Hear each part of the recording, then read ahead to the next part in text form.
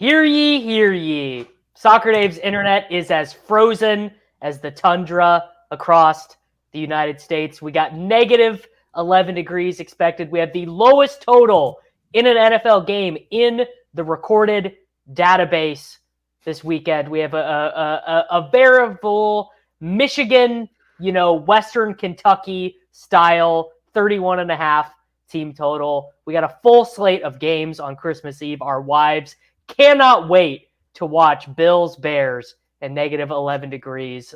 We got games on Thursday. We got games on Sunday. The NFL is taking over our lives, but at least Derrick Henry remains a constant against the Houston Texans. It is the Week 16 Swolecast.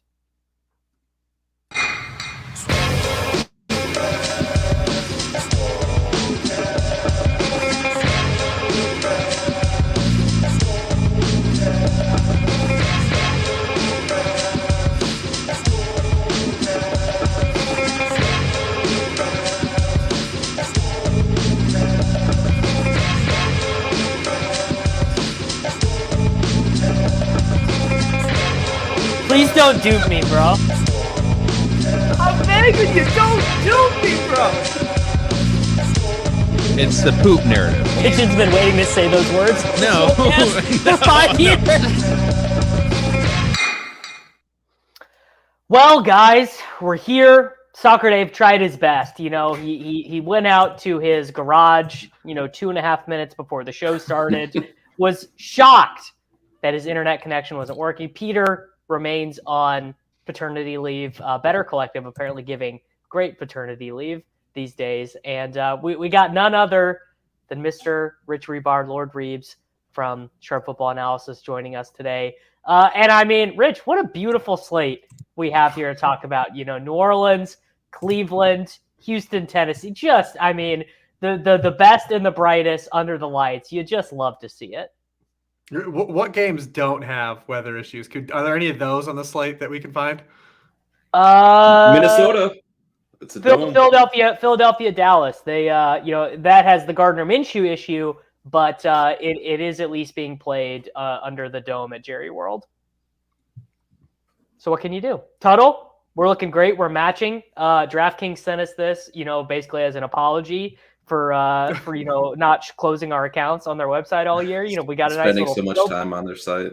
Yeah, we got a nice little throw blanket and an ugly sweater. It's perfect. Yeah, we were talking a little bit pre-show about all the swag they sent us for wasting money on their site and how our families actually enjoy it. So I won't complain. The sweatshirt's actually comfortable too. It's not like the it's a nice material. It's kind not of that it's not that scratchy wool that you get. You go to Goodwill to go get the ugly sweater, and it's always the worst material. And Reeves has got the Baby Yoda. I mean, we're very, very excited for a slate in which honestly it is actually kind of interesting that Philadelphia Dallas at least has a wrinkle in it, because had Jalen Hurts been active for that game, I mean, what are we talking about? Like 30% ownership on AJ Brown, like just Gallup. You think you're going to be sharp playing Gallup? He gets to 17%. Noah Brown, Reeves. Noah Brown. We might see 11% own Noah Brown this weekend on DraftKings. I mean, it's really unbelievable. Yeah, and the fact that Hurts didn't get injured in the game for us to have kind of an inkling that he might play, kept the pricing down everywhere. He's 4.8 on DraftKings, he's 6.1 on FanDuel. This is by far the best team Gardner Minshew's ever been around, and he's been functional on a really terrible Jaguars team. He started against Dallas last year in Week 18, and he had 14.5 fantasy points, and that's a game where they didn't have Arthur Juan. They didn't have Dallas Goedert. Miles Sanders didn't play. On the offensive line that game, the Eagles started LaRaven Clark and Andre Dillard at offensive tackle. Jack Anderson and Sua Opeta were the guards. It's a whole different environment for Gardner Minshew. And he's totally serviceable. But what's interesting is that, playing quarterbacks like Gardner Minshew haven't been profitable in DFS because they can't get those 30-point ceilings. But $5K. I mean, how many quarterbacks do have the 30-point ceiling? It's four guys, right? It's Allen, Mahomes, Fields, and Burrow, probably. That's really about it. And it's not as if like, I mean, my first inkling in the slate was like, oh, I'm just going to do this Mahomes thing again because he never gets his owned as he should be. But you can't stack him. Well, you can with Kelsey and McKinnon apparently. Apparently, and Nicole Hardman coming back 3,800. Listen, we waited 10 years for this Jerick McKinnon renaissance, man. This has been 10 years in the making. I'm trying to pull up old articles from like the fakefootball.com that I wrote about Jerick McKinnon as a prospect. They don't exist anymore for some reason. I bet if I Google Davis Mattek, Jerick McKinnon, I can find some old good stuff back when he was the what was your site? Sports Wonderkid. It doesn't. Yeah. So what's weird is I let the license, like I didn't renew that whatever one year, but someone else bought that website and did their own thing with it. Like it's its own entity now that I was not a part of at all. So it is right now it redirects to the Milpitas Recreation and Community Services Fall Municipal Guide, which you could just never say where the stuff comes from. So I guess the overview of the slate, since Peter is not here with us, is all the totals are really low, and that's going to lead to. I mean, honestly, the Vikings game being played indoors between the Giants and the Vikings, like we're going to get Darius Slayton chalk. It's like that's going to happen. Justin Jefferson, the highest projected guy of the slate. D. Hember, what a bummer for David to not be here because Derrick Henry gets this matchup against the Houston Texans. Malik Willis is going to start again the same way he did the last time these two teams played. The last two times the Titans and the Texans played, Malik Willis, what was it? He threw one pass in the second half. That was a throwaway and like 9 passes in total. And it was just all Derrick Henry, another 200-yard game. And then, yeah, I mean, Philadelphia, Dallas. I mean, some of these team totals are like even the Bills are down to 24.5. The kind of a bummer that Tyler Lockett is not playing for the Seahawks. That you think that probably limits the ceiling a little bit there. I mean, Seattle, Kansas City should theoretically be a really good game, but I have a sense that it's not going to be, Reeves. I mean, that's another one. It's supposed to be -5 on the field there. So, I mean, yeah, that's because, that's with no Lockett. I mean, you've got, DK Metcalf in this just kind of tremendous spot, right? And the Chiefs are just getting flooded by wide receivers. They've allowed the most points per game to opposing wide receiver 1 targets in the NFL. They're dead last in DVOA against, wide receiver 1s. We haven't really seen DK Metcalf play a lot with Tyler Lockett in his career. It's the first game he's going to miss since Metcalf's been on the team. But he does get like a bump. I mean, just this, he's run 144 pass routes in his career without Lockett on the field, and he's been targeted on 29% of those routes, and he's got 2.1 yards per route run. So there's definitely elevation here if we can just get some warmth, put in Missouri. He's a grown ass man. It's going to be the Derek Young breakout game still. Yeah. $4,300 Marquise Goodwin is going to get mega. That's the issue is there are actually a lot of cheap wide receivers that are playable this week on DraftKings. So there's really no reason to take a stab on wide receiver 3 for the Seahawks. But Derek Young was a bit of a preseason darling. He's a guy that's got some decent measurables as well. So it'll be fun to watch him play. He actually made a sick catch that got called back, I think, for a penalty last week. Yeah. But I'll keep my eye out on it. He might be my terrible take just because I'm a sucker for measurables, and I do think that game still has potential even with weather issues there. Noah Fant too has had a huge boost with Lockett off the field this year. I mean, he's only run, Lockett hasn't missed time, but he's run 41 pass routes without Lockett on the field, and he's averaging 3.5 yards per route on those plays. Maybe I've got Noah Fant alive in a DraftKings Millie semifinal. Ooh. It's we're now to the point of the best ball season where the individual players you have less because so many of your teams have died off. It's we're pretty close to Millie season there. So I guess let's go to quarterback on DraftKings. Josh Allen way up at 8,500. Mahomes 8,400. Fields 75. I've got to say I'm pretty intrigued by Fields here because I don't think it really particularly matters to his outcome, the temperature. Like it's like this dude is not throwing to these guys anyway. Although Byron Pringle did score a touchdown last week. yeah, I mean, I'm pretty intrigued by Fields at 7,500. And the Bills defense sneakily like not as good as they were projected to be preseason. Total, you got Fields on the radar. Are you editing LeBron James's projected ownership for NBA tonight? Oh, we did get the Golden State news dump just now, but no. Yeah, I mean he wants the record too, right? He wants the Lamar Jackson record. So you got the I mean, not that it matters all that much, but he's got to get 201 yards or something like that over the last 3 games, and he said he's going for it. So yeah, I mean, I wish this game, and maybe it will turn out that way. Maybe we get into some positive temperatures in this game, because I do think it's pretty intriguing for both quarterback perspectives.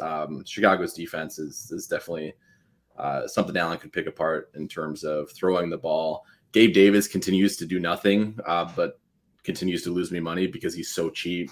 He's always on.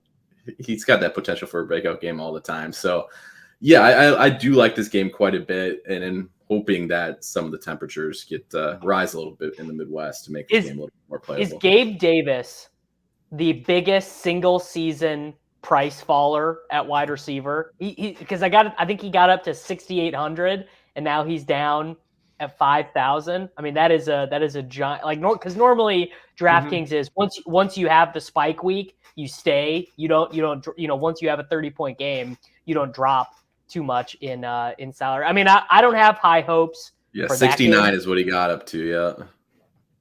So I don't really have high hopes for that game's weather turning around. Although Reeves can give us a great soliloquy on the Bears defense. I mean, these dudes are basically, Reeves, they're like tackling dummies. Like, they have nobody left.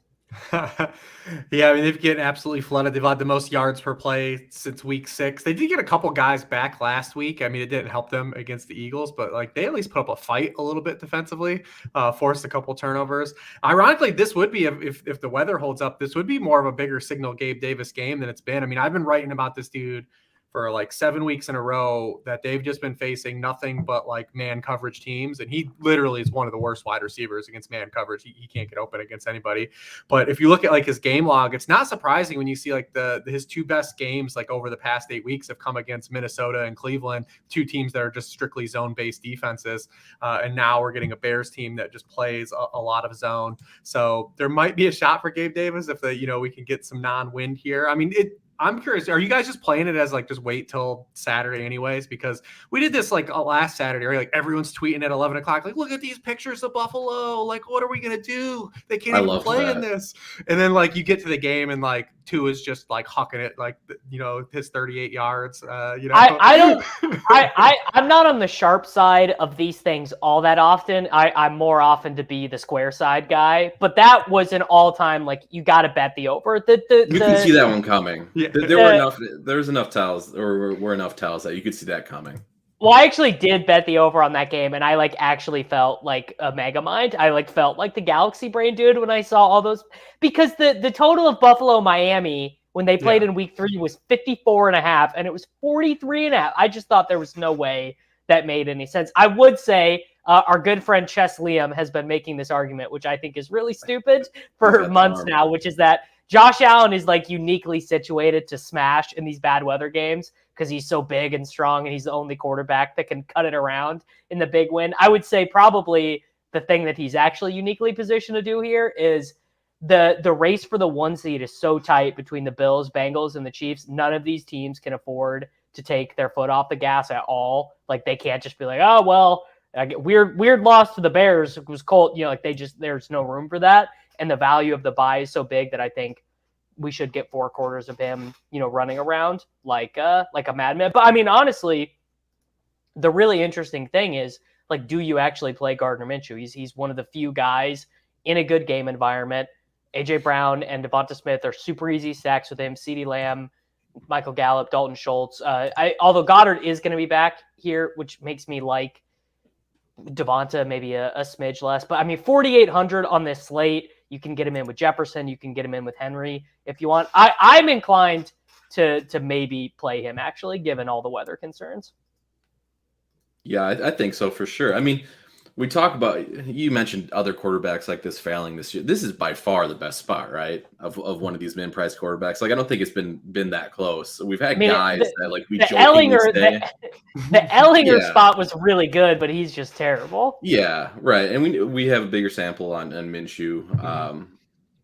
Rich has the better read, I guess, on if they'll let him sling it or not than I would. But I mean, if there's no hesitation from a play calling standpoint, I would think he's a great play. Yeah, I mean, you look at Dallas the past few weeks, they've had a little bit of cluster injuries in the back end that's really kind of opened things up. You know, they lose Jordan Lewis and Anthony Brown both for the season. And since that, they've allowed 4 touchdowns, 300 yards to Lawrence last week. Davis Mills threw for almost 9 yards per pass attempt against them the week before. They were just rotating quarterbacks, but they've lost a bunch of cornerbacks. Trayvon Diggs hasn't really played well the back half of the year. So like their pass defense is pretty suspect right now. And the Eagles are just a team from a top-down stance. I think that we all would agree. Like, we kind of believe in the infrastructure there. So, I mean, I definitely do. So, I believe that they're going to attack Dallas. This is my concern. This game just does not matter for Philadelphia at all.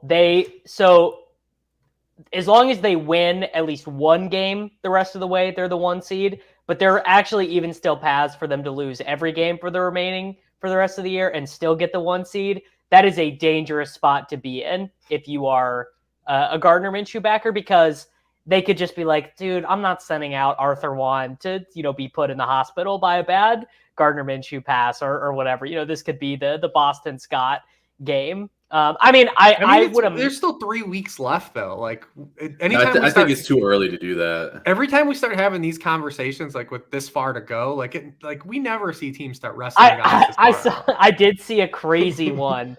So it's if the Jaguars win tomorrow, and it's something if the Titans game next week, there's a chance that the Week 17 Jaguars Texans game would be 100% meaningless, and it would be a Week 18 win and you're in. And someone was suggesting that Trevor Lawrence would rest the week before, and I was like, that's too much. It's way too, like, Trevor Lawrence is 23 years old, hasn't been in a playoff game. Like, they are not resting this dude, no chance. So I do think Kirk and Kirk, Hawkinson, Osborne, Thielen, Jefferson, these dudes would have been popular anyways coming off. What would Kirk have? 480 passing yards? And that would have been popular anyways. Going to be extra popular because of the fact that that's an indoor game. And then another layer of popularity on top of that, the Eagles being an underdog in this game actually makes it marginally 4 or 5%, whatever, more likely that the Vikings could get the 1 seed if they win out. So just more attention on them as a team or whatever. I think we're going to flip the cards on Saturday.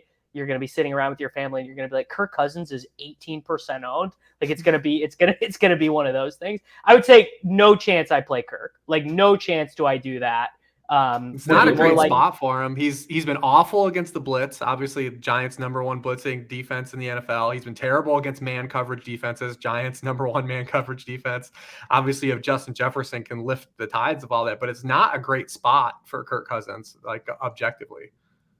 And they're not going to be down 33-0 at halftime in this game. You would anticipate, the Giants kind of slog you out. They've done this kind of to everybody that they faced. So I would not expect it to be like a bonanza game for sure.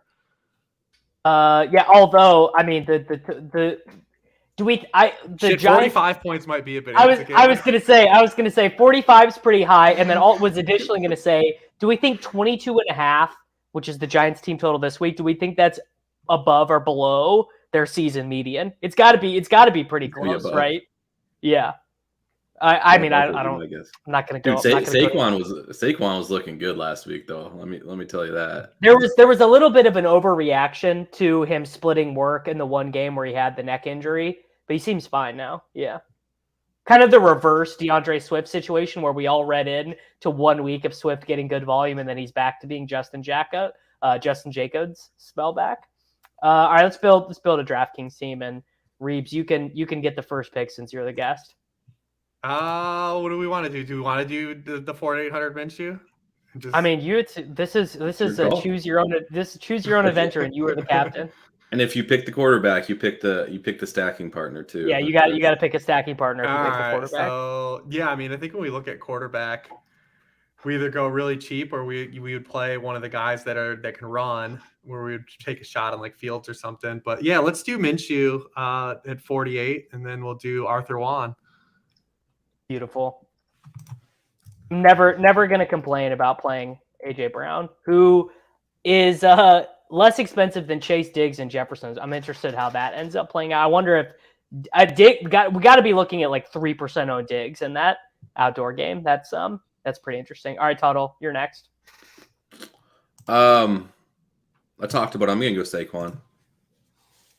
Okay. Yeah, all those wide receivers, man, because the late game too. I don't know what the weather's supposed to be, but it's a pretty great spot for Devontae Adams too, and feels like everyone's kind of cooled on him. Oh, big time. I mean, just like the narrative around the Raiders right now is just everyone laughing at them. So that's definitely a part of it. All right, I'm gonna take Dalton Schultz at tight end. He's priced at 4,200. He keeps getting a bunch of targets. Got the goose egg.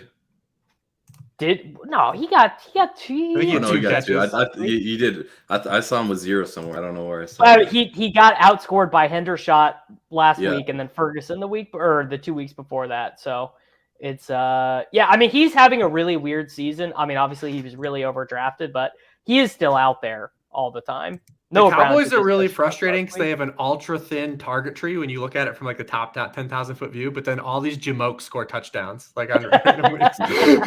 You're like, oh great, it's such a concentrated target tree, and then they get in the red zone and Kellen Moore's like, you know what? I got this play for Peyton Hendershot. Watch this shit. Light it up. He's learning from Andy Reid. He's like, you got to get to the 5-yard line and then bring all your random dudes like in. brain it, Yeah. All right, Reeves, you're next. What kind of money we got? 5,000 a pop here? Is that what we got? Yeah, we can throw in a defense too. To what's the defense? You could probably play. You could literally probably play any defense this weekend. Like you could play the Bears at dead minimum because you're just like, well, Josh Allen, his hands are going to be cold. Let's do the Panthers though. Let's do the Panthers against Goof. All right, so that gives us 56.75 per spot. All right. So is there anyone cheap else we can get in this game? Probably not. I would say Quez Watkins was maybe a little bit playable, but now that Goddard's back, I think he'll be back to useless. I mean, listen, man, Tariq Young, 3K. I would say if we want to play a cheap wide receiver, we could correlate. We could play Richie James. Or we could correlate and we could play $4,500 KJ Osborne to do the bring back with Barkley. We don't need to go too cheap though either, really. Yeah, this is a play whoever you want spot, Reeves. Yeah. It's just who's jumping out at me. Not a lot to love here. It's decent-ish options. Yeah, I was kind of looking at DJ Moore. I think he's a pretty solid option personally. Yeah. Let's do DJ Moore, Denniston Jr. All right. I'm going with Gabe Davis. We'll take Reeves' own narrative here. Okay, I'm in on that. I'm gonna take. So I get the sense that people got so burnt by Chalk Kamara last week that they're going to look at him in basically the same spot and not play him this week. And I'm all over Kamara this week at 6,800 against. I mean, Cleveland has a horrible run defense. Are the Saints drawing live at all for the playoffs? I guess they are because everyone in the division is live. Yeah. I got Kamara there. We got 6,100 we got 5,400 here at flex. We don't have a ton for you to choose from here, Reeves. No, this is kind of rough. We got 5,400 for flex. Yeah, we got like Algier, Brian Robinson, TJ Hawkinson. We can't even get we can't. Drake London, who I really like. Drake's decent. He's probably the best dude, right? We can't play Brian Robinson. There's no way. Not Tyler Algier either. No. Although Yeah, I the think it's million, Drake the million won. winner had Algier last week, didn't they? Yeah, he just soul read that Caleb Huntley was going to get an Achilles injury in the middle of the game. All right, I'm good. I'm good with Drake London, and then we can come up. We can play we can correlate. We can play the Saints defense here. Deshaun Watson playing in negative 11 degree temperatures in the lowest total game since the beginning of these databases. Don't you think that's probably worse so for not for the sake of this lineup, but in general playing defenses for fantasy, just because no one's gonna throw. No one's gonna throw. Yeah. Yeah, everyone's gonna play these cold weather defenses, and then the Cowboys defense is gonna intercept Minshew 4 times and end up being the optimal is totally what's gonna happen. So we can enter that. I don't have the free roll pulled up. This is normally Peter's bit. You can enter this in the the Modelo free roll for freedom, free fighting. Hold up, I'll have it. I have it. Ooh, wow. They're going big this is Thursday, never mind. They have a big 50K free roll tomorrow. That's the biggest I've seen. Oh no, they do have a 50K free roll for Sunday too. So there you go. NFL Holiday Free Contest Series. There we go. They're they're feeling the Christmas cheer, which we would love to encourage. All right, running back.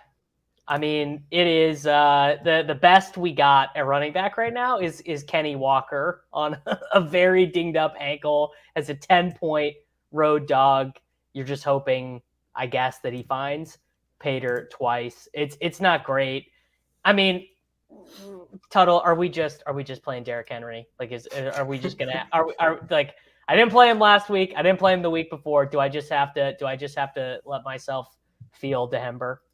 I mean, if you're playing Minshew at quarterback, you're probably playing Derrick Henry, or you're crying about it. I think like one of the best. Well, it's not best. The absolutely ugliest leverage play you could do on this slate is Malik Willis at quarterback.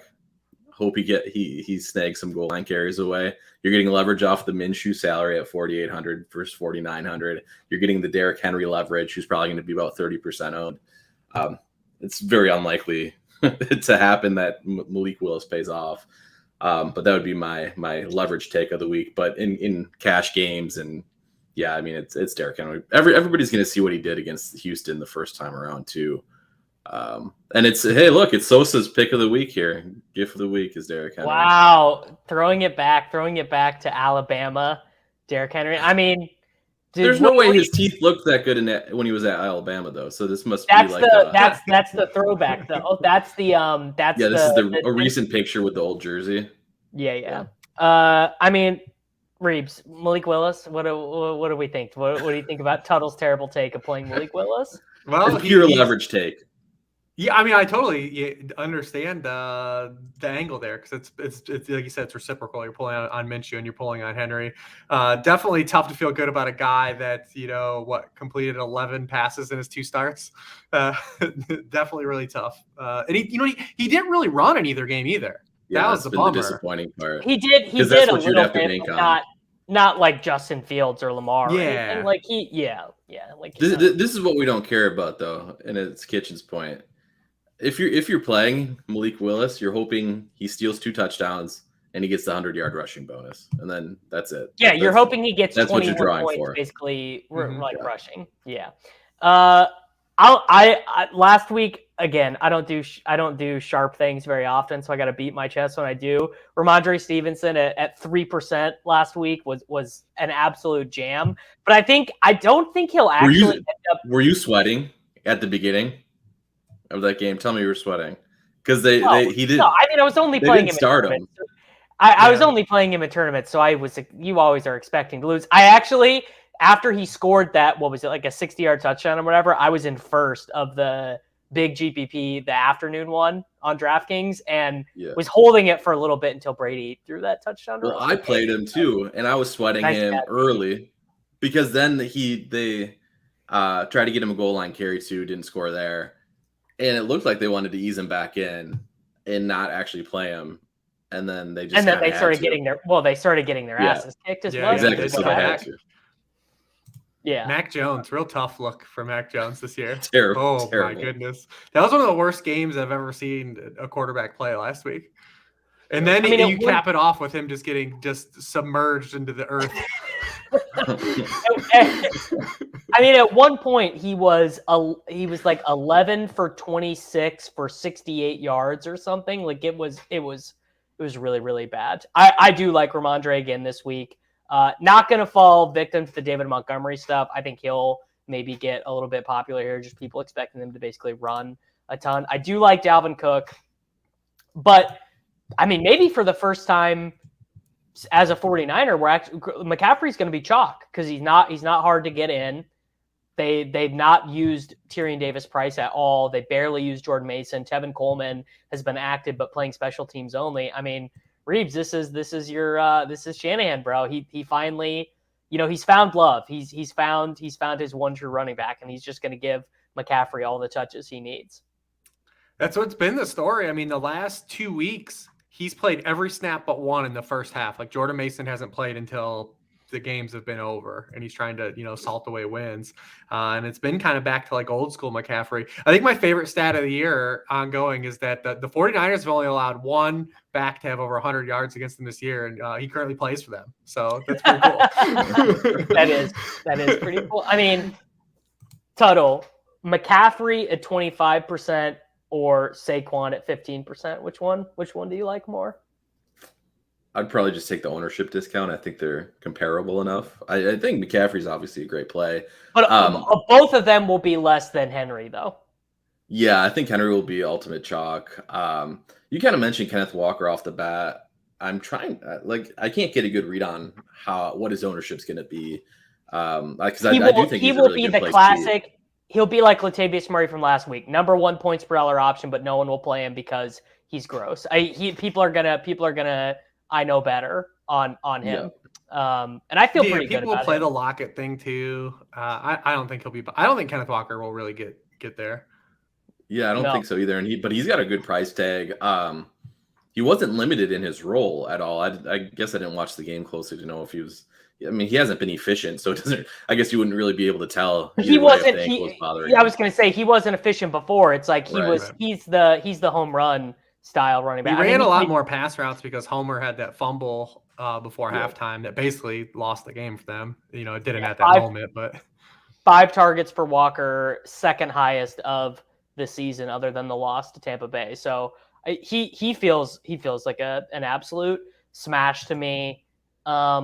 Pollard, sort of interesting. Zeke does keep scoring all these touchdowns. I mean, does anyone want to go dumpster diving on Donta Foreman or Dare Ogunbowale or Royce Freeman? I mean, is this finally the DeAndre Swift week? Do we finally get a 28-pointer from DeAndre Swift? Probably not. The value. You play him when he's not chalked though, so I'm fine with it. Mm-hmm. I wouldn't expect a huge role change, but he did see 9 targets last week, I think it was. He starts converting on those. He gets some touchdown variance in his favor. There's not very many playable running backs under 6K this week. Like I think people will play Pacheco because of the spread again. That's going to happen. But other than Pacheco, I don't think they'll be very high-owned RBs. I could see Foreman, I guess. Foreman's always a guy that I underrate or undervalue in terms of how the field's going to treat him. And he ends up being stone chalk.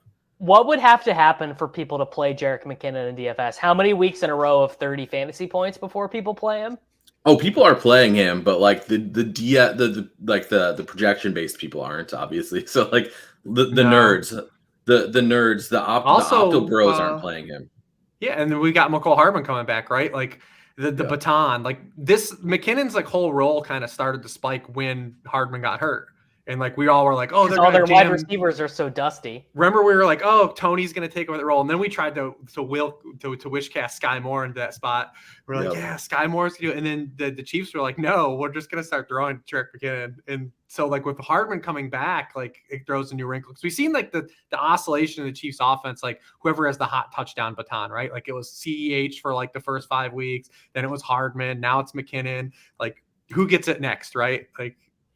I mean, so Mahomes needs to throw for 981 more yards in 3 games to get the single season passing record, which guarantee him and Andy Reid wanted to get it. I would bet heavy that they have had a conversation about it and that both of them want to do it. But the other interesting thing is they're going to do it and only have one guy get 1,000 yards. I think Kelsey is the I guess Juju could get there. He's on pace to get there, but I mean that one could come down to like one reception the other way. But we got all these dudes. MVS 2 touchdowns, McKinnon 5 touchdowns, Hardman 4, Noah Gray has 1, Justin Watson has 2, CEH has 3, Fortson. I mean, just what a bizarre team. That's why this is viable. It's viable. I think it is. And this is why I think no, because the prices for the Chiefs guys still are giving you the chance that you could luck into Justin Watson 2 touchdowns, Sky 2 touchdowns, Tony 2 touchdowns, Hardman 2 touchdowns. Like, you're not getting killed if those guys. So you could get a Kelsey 20-point game, you could get a Juju 20-point game and not be dead. So even if because Kelsey's so expensive, right? He's what, $8K on DK. I think he's like 86. He's almost the same price as an elite quarterback on FanDuel. He's 8,600 on FanDuel. So even if Kelsey gets you 20 points at that price point, that's probably not enough. So you can get Kelsey doing the heavy lifting, and you still would be fine. He had 10 for 105 last week. I've never seen this before. Guy gets 10 for 105 and doesn't get the little flame on draft. Yeah, it was a disappointment. I mean, I'm trying to see if there's anyone. This is going to be the guy that when Levitan tweets about their ownership projections on Monday morning, he'd be like, we missed on Miles Sanders because all the non-nerds, all the toilet shitter lineup constructors are going to click Miles Sanders because, I mean, they'll need someone to replace the touchdowns. But then also Nick Sirianni did like this whole big soliloquy about how they need to get Miles Sanders the ball more after he barely played last week. Miles Sanders is going to be the chalk of the week. Yes, because I do think the GPP bros will do the whole leverage angle on it too, right? They'll say Minshew is going to be 15-20%, and then they're going to talk themselves into playing Sanders, who will then also be 20% owned. Like how Pacheco ended up being, Pacheco was 30% last week, like insane. Yeah. For a dude of that archetype, we talked about it on Friday morning. It was, I mean, he's got what, 4 catches all year or something, like absolutely insane. I mean, anytime you're gonna willingly jump a guy that probably catches one pass at 30% ownership, like you gotta cut, man. You gotta cut out of there. I don't know if I've ever seen this before, but right now, Justin Jefferson at wide receiver is projected 5 points better than every other wide receiver eligible player. I mean, he is going to get so jammed against the Giants, which, I mean, and deservingly so. Like, I could totally see, you basically, if you don't have Justin Jefferson, you're dead this week. If we run into good weather, though, man, or better weather, there are some receivers in some fantastic spots this week. They're just all outdoors. That's why Jefferson's going to get just pumped up. Yep. Like, can we get not even can we get 3 degrees with not a ton of wind? I mean, that would be, but you're right. I mean, it is setting up for if just one of these Diggs, DK Metcalf, Devontae Adams, all have amazing spots this week. It's just, they all come with some ancillary weather stuff. I think Metcalf is my favorite. I think you do Mahomes. Maybe you just do Mahomes and Metcalf, and you play the best plays around there. I don't know. I probably can't play Mahomes naked, but I do grant Tuttles. I'd probably play him with Hardman. I think is what I do. So that's the issue. I think Hardman has the role now. When he returns, I think he'll return to the role. But that was what I was interested when we never really got to talk about what the receiver room's going to look like when everyone's healthy. But now that they're all healthy, I mean, I think they're still just going to run MVS out there on every play. So it'll be Juju, MVS. Yeah, they'll big rotate Hardman in. Watson will lose some snaps. Sky will basically go back to not playing, and Kadarius Toney will get his 6 snaps a game. Yeah. So, I mean, the guys that they're starting, then you can't play MVS really. So the guy you would hopefully have some, or potentially have some appeal is Hardman at 3,800, but he's not a volume guy, so you're just hoping he binks one. It's not even one, probably 2. Yeah. Probably 2 touchdowns. Yeah. Terry McLaurin, the 4th highest projected wide receiver of the slate against the San Francisco 49ers. Got to say, not particularly interested in that. I am interested in Dotson, though, Reeves. I mean, listen, Washington's going to finally have to throw. I mean, this is the one thing that's because like McLaurin is like all these elite like peripheral stats since Heineke's taken over, but they've thrown the ball fewer than 30 times in 5 of his 8 starts, and I think 1 of his past 6.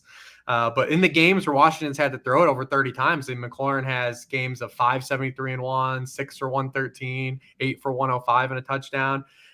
It's a CeeDee Lamb went through this like the beginning of the year, like where CeeDee Lamb had all these just amazing metrics. And you're like, well, cool. Dallas is throwing 25 times. Like, who gives a shit about his target per out and target share? Like, you know, we need some actual volume, and that still can be a problem on a weekly basis with Dak. That's why his target numbers are off. But that's what's really kind of just thwarted McLaurin over the stretch because he's getting elite usage. And the 49ers, as good as a defense they are, they give up production to opposing wide receiver ones. I mean, they're also giving up production to downfield targets. So there is opportunity there if you get the pass volume. We have to figure Washington's not going to run the ball right here, like at all. They'll probably try. They'll try. They'll try, yeah, for sure. And so if you get like Purdy playing as good as he has to open the game, at least it's going to force the issue and force some targets. But Washington's just been so slow and they've been so run heavy. It's made it really hard for like even a guy like McLaurin has all these amazing metrics to say like, yeah, he's going to get there. So maybe this is the week we get some volume. Yes. Yeah, I think you are correct. I don't know who else is interesting. I mean, the Giants guys. Yeah, you're going to see Dan. That's what I was going to say. James. I think you'll see Daniel Jones kind of get steamed a little bit because of those guys. I mean, you can play them separately, obviously, but Richie James is showing as one of the top point per dollar options at 3,900. Hodgins is 41. Slayton's 52.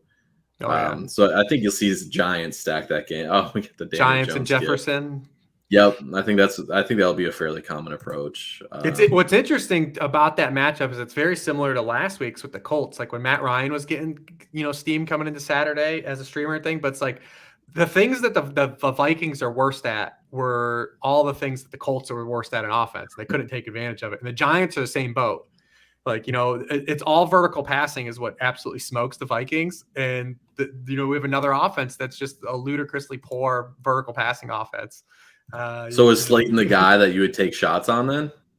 Yeah, I mean, when you talk about just like the weakness, of the defense, he would be the guy. But I mean, we're in kind of a very similar spot as the Colts spot last week. Yeah. But Jones runs. That's the thing. And if you look at Jones's spike weeks for fantasy, they're all correlated with his rushing games. Like it's 100%. Like there's no give or take. The weeks he runs, he scores points, and when he doesn't run, he scores nothing. Right. Yeah. Which I mean, I don't know. I like Ayuk a little bit here against the Commanders. He seems like a ceiling guy. I wonder. I mean, are the Bengals like? Are they going to be able to pass it all, or is that just going to be like Mixon, Piron? I guess I don't know. I off the top of my head, I don't know the forecast for that one. I assume from the total of the game that it's not 10 great. to 15 mile per hour wind. I mean, that doesn't seem as bad as some of these other ones. It's not as bad as some of these other. Exactly. Comparatively, we're excited for it. I mean, if T. Higgins and Chase can combine for 38 DraftKings points and Burrow gets to 22, I don't know. I mean, it's just so annoying. Like, why do I have to be a fucking meteorologist to play fantasy football? I know you guys have seen the dudes, the hard dudes on Twitter too, that like fight for these teams continuing to play outside. Oh, it's nothing worse, man. Nothing worse. But I don't even understand like how it's like enjoyable as a consumer, right? Like, yep. I don't know. Like we do it for selfish reasons. We want like the optimal settings, but like if you have like a setting like for good football, like don't you want them to be like in a situation where it's gonna like maximize the game and not take anything away from it? Their argument is like purity, right? I guess. I mean, it looked cool at the end of that Dolphins game. Like the snow looked cool. I mean, you're not wrong, but it's like so. Also, it's like one of those things too, where it's like, you like it from your couch. Like you're not going to these games. Yeah. Like how many people are going to go to Saints Browns in negative 10-ish weather. Like if I set the line at 1,000 people there, you think you got the over? I haven't even been outside in 3 days. I don't know, like, why am I I'm really not going to watch a That's football my game. life too. Not going outside to watch a football game for 4 hours, and Yeah, no, it's absolutely horrible. All right, let's build a FanDuel team. I mean, Gardner Minshew, maybe he's still pretty cheap there. Maybe they'll get a cold weather multiplier. See, that's the future. Is any game where the temperature's below 10, you actually get a 1.2x multiplier fantasy points. It'll level the field up. I mean, just like from the surface here, there are Kenneth Walker at 6.9K. I'm just looking at FanDuel salaries for the first time, as you can tell. Yeah, he's cheaper than Jerick McKinnon on FanDuel. Yeah, I will be. Spoiler alert! If you're in a contest with me this weekend, I can guarantee Kenneth Walker will be on my team. We could do the Mahomes team here. I'll let you go first on this one, Total. I'll take the easy layup. I'll take the Kenneth Walker layup. I'm fine with that. Boom, easy peasy. All right, Reeves, you can go next. Let's see. So we're doing Kenneth Walker. It's tough on FanDuel. It's really tough to find a chief. Just like you said, you can't play Kelsey at 8,600. Fantastic. No, you really matchup. can't. But I mean, you just can't. You can't get there. Like you need 100 yards and 2 touchdowns. You need at least 25. And you need 10 catches to get there. Yeah, that's just absolutely brutal. All right, so I was gonna say DK, but we went there. Let's do. You want to do McLaurin on this one? He's 7K on FanDuel. I will never say no to Terry McLaurin. Yeah, except for August. Well, buddy, I learned my lesson. All right, I'm gonna take Mahomes on this team, and I will leave it up to the room if we're gonna stack him or if we're gonna follow the chat's idea of playing him naked. So I think the naked is even more so on FanDuel than DK. DK, I can see trying to sneak in Mecole and things like that. But with this Kelsey pricing at 86, I think naked's the way to go. And even because on FanDuel too, like catching a touchdown from one of those guys, if you stack them, probably doesn't get you there in any of the guys. Where on DraftKings, right? Exactly, it's a huge deal. Yep. Yeah. We talked about it. The take in general was that potentially the Giants. No, I'm not going to go there. Well, I'm just gonna go Saquon again. Whatever. Lame, easy pick. Tuttle, this is lame. Even I was gonna give the speech on. I was gonna go with Reeves' take. If they get beat, it's gonna be downfield Slayton. But I think Slayton's a significantly better play on DraftKings because I think Richie James and Hodgins will actually have ownership on DraftKings, where it's not going to be quite as high owned on FanDuel. So I like Slayton a lot on DK, but FanDuel it's whatever. Yeah. All right. You go. Wait, is it my turn? I just got confused. Yeah, you picked. No, Reeves' turn. Mahomes. Okay, yeah, Reeves, your turn. All right, I'll save us some salary. Let's do Noah Fant. Let's get this onslaught cooking. Okay. All right. So now we definitely gotta bring someone in. All right. Let me get Fant. So do we want Smith-Schuster at 7.3, or do we want Hardman? Where's he even? He's like Hardman even priced? 5 or 56, I think. Okay. Yeah. Let's do that. Let's do Hardman. All right. And then this actually so far this is a drawing live. We have not killed this team yet. Yeah, normally not yet. Normally by this time when we get to a FanDuel team, someone has selected someone at like 10,500, and we're playing like Denzel Mims to get underneath the cap. When you build DraftKings lineups and you go over to FanDuel, it like totally does. It just warps your brain. Like it is way different. Because you can't punt receiver like you can on DraftKings. No, you're drawing so dead. All right, does anybody have a strong take? I know it's my pick, but I can't say I have. Hardman is playing more than 10 snaps. He was activated off the IR last week. And if they were playing someone other than the Texans, he would have been in.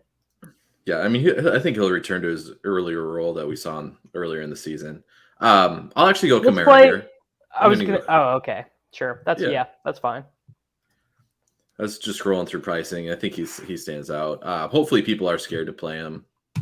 I mean, it's not about fright. It's about tilt. People are going to be so mad about him screwing them over last week. What defense do we have in there? The Falcons? We haven't picked one. Sure, whatever. I think our last wide receiver is Ayuk. Then we can fit Ayuk for the run back. We solved it. There you go. Solved it, mate. There we go. Game. Easy game. All right. Yeah, this is and putting together a non-dead team. You do actually love to see it. All right, yeah. I mean, tight ends. What do you do? Hawkinson is my call. Hawkinson is going to have 80 yards and a touchdown here against the Giants. It's got to happen eventually, right? He continues to get the targets. Well, he's also leverage on Daniel Bellinger in the same game, who is 3,300, played like every snap since coming back from that eye dislocation. People love playing Daniel Bellinger. Davis Mattek loves playing Daniel. No, that is not true. Yes, it is. You have an obsession with Tanner Hudson and Daniel Bellinger. What about Lawrence Cager on the Thanksgiving Day slate? It's just that whoever starts a tight end for the Giants plays every snap. I mean, it doesn't matter. They could be bringing out Reeves' 17-year-old son, who's a Giants fan, at tight end, and they'd be like, "All right, dude, you gotta play 97% of the snaps." Wow, producer Sosa just killing it with the graphics today. We love to see it. I mean, this is the Bellinger week, though. It does feel like Fant is probably going to be the guy who ends up most overowned relative to his projection. Yeah, probably. Not great, but what can you do? I don't know. Does anyone got others? I mean, I just have very few tight end takes because it seems like a really bad position, even relative to normal. I don't know. Who is the guy who's going to end up getting steamed? Is it just Bellinger? Is Chig actually a leverage play this week? Is Chig Okonkwo actually a leverage play because everyone's going to forget about him? And obviously Malik Willis is going to throw like 6 passes, but maybe Burks will probably play too. Yeah, he's listed as probable on a Wednesday, so I guess he probably will. I need somebody to tell me to stop playing Mark Andrews with Huntley at QB. Never surrender, dude. Never surrender. I mean, we just got it. Well, maybe this will do it for you. He's not had better than 6 catches, a touchdown, or 65 yards since week 6. It's been tough scenes out there. I mean, like that whole offense, man, it's just been so bad. I keep thinking Huntley has it in him to like get me 20 DK points, and it doesn't seem to be happening. Well, he did have that one game last year. Yeah, and that's the one that I keep remembering. Andrews had 2 touchdowns, 135 yards in that game. And never. Yeah, everyone brought up when Jackson got hurt. Everyone brought up the Huntley splits last year immediately. We're like, yeah, it's been rough. Since week 7, 22 catches, 247 yards, no touchdowns for Andrews. Like, seems like on like a guy that can't even have a line like that. Right. That's wild. Especially with no wide receiver still. They're still trying out Demarcus Robinson as the wide receiver 1. Oh man. And Robinson too is like his projection looks even better this week because Duvernay's out. Toughest of scenes. I don't know. I actually kind of like Andrews now that we're walking through it. Like maybe it's just tight end, and anytime you just see a warm body, you're like, ooh. Like yeah. But yeah, Falcons was a good matchup. Like, man, they have to be able to throw on the Falcons, right? You would think so. Who knows? Like, I mean, literally, who knows? They might decide it's too cold and it's J.K. Dobbins' season. Maybe Dobbins is a play. We haven't said no. We haven't mentioned his name at all. But back to I was encouraged by him leading the running backs and snaps back-to-back weeks after how bad. I know he had the 100-yard game when he came back, but he looked horrible. Like it looked like he couldn't even get up to full speed. So maybe it's maybe it's Dobbins season. I don't know. I don't think I can talk myself into that one. It's tough because he keeps openly saying he's not there yet. Like anytime you hear the player, because you never really hear players like talk like that. He's like, no, I'm not even. He's like, I'm not there yet. And I'm like, oh man, if he's telling me he's not all right, like I can't play him, right? And then it's like a 100-yard game. It's like, damn it, I didn't get any of that. Yeah, it's I mean, it's not what you want, but I guess. I mean, tight end is terrible. Oh my god, that is foul. That looks so bad. I guess I probably am not. I guess I'm probably not. I didn't. What see is this. that? I heard it. That's J.K. Dobbins. That's J.K. Dobbins' surgically repaired knee, bro. Okay. Hear me out. Will Dissly as leverage on the Noah Fant shot. He's cheaper. I think he's got more touchdowns on the year, and he has played. He plays about 50% of the snaps. Yeah, he has 3. He does block a lot. He did have 3 touchdowns the first month of the season. I don't know. That's all I got. I mean, it's just rough out there, man. What are you gonna do? What are you gonna do? They're all bad plays. What do you want to say? They are. Last week I was on FanDuel. I was like, on principle, I was like, I'm only gonna play Darren Waller because he's 5,100. I was like, who cares about the rest?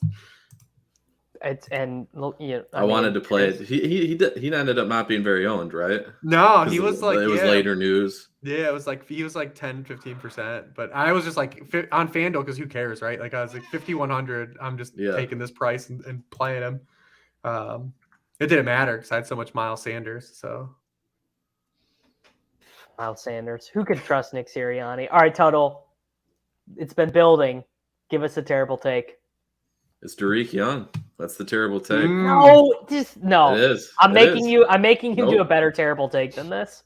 No, that's it. I mean, I have plenty of other terrible takes. Like it finally is a Bellinger week. It's finally a Gabe Davis week. Malik Willis leverage off the Minshew price point and Henry ownership. But it's Derek Young. He's scoring a touchdown, man. Shit. All right. I can't. I guess if that's you're telling me he can't beat out Penny Hart for snaps? Come on. I mean, I'm just like, it's probably like they haven't thrown to a third wide receiver all year, and Godwin's just going to be the second one. No, Goodwin's not like my take here, and this is why it's terrible. Goodwin's going to be what Goodwin has been. Is my take. He's not going to earn extra targets. DK Metcalf is going to earn those targets, and then the overflow is going to go to my man Derek. I can't even pronounce the kid's name, but yeah. All right. I mean, I guess I'm gonna give it to you. Reeves, give us your big takeaways. Where are we at, man? You want a terrible take? A terrible take, a fine take. Give me something to take away as I'm making my teams on Saturday morning. Let's do DJ Moore has the most receiving yards of his career. What's the number off the top of your head? It's got to be like 160, right? Something like that. Okay. So there you go. We got the Derek Young and DJ Moore. Deniston. Yeah, Deniston Jr. Let's see. What is his actual 157. 157. Oh yeah. So I was at 160 as I was thinking was going to get us there. All right. Against 157 against Detroit in 2018. It's all coming back full circle. He had 152 against. Oh, there you go. Same team. Yeah. Look at his 4 highest receiving yards games. 2 of them came against the Lions. We literally plugged ourselves into the Matrix. We sat here long enough. We got Soccer Dave was not here to distract us, and we got as deep into the Matrix as we could possibly get, and we solved the team versus player context, and we're gonna solve it with DJ Moore. Everyone, follow Reeves on Twitter. Read his content over at Sharp Football. Listen to the shows, do the thing, and Reeves and I'll be back tomorrow. Well, I'll see him in about 14 hours here. We'll be podcasting tomorrow. Tuttle, I hope that Will Dissly outscores Derek Young so that my terrible take can out terrible yours. And guys, we'll be back next week with another surprise guest, and maybe Soccer Dave will do his job and figure out the internet situation so that he can actually host the program later. Do you think it's on purpose? No, he literally is just irresponsible, bro. He doesn't care. He doesn't care. And the most annoying thing is that I know he's got to work from home, so I don't understand how he can have choppy, shitty internet while working from home. What do you think he does when he works from home? Is the question. It's just his internet's obviously not tested enough. Well, here's the thing. His kids are old enough to be in school all day, right? So like working from home for him might be like the vacation, like he just gets to sit and be in his quiet house for a little while, I don't know. And he didn't even go to Dairy Queen. He didn't even go to Dairy Queen to stop. He didn't even give us the attempt. So he really didn't care today. Tough scenes. All right, everyone. We're getting out of here. Good luck. Merry Christmas. Happy holidays. Run good this next week.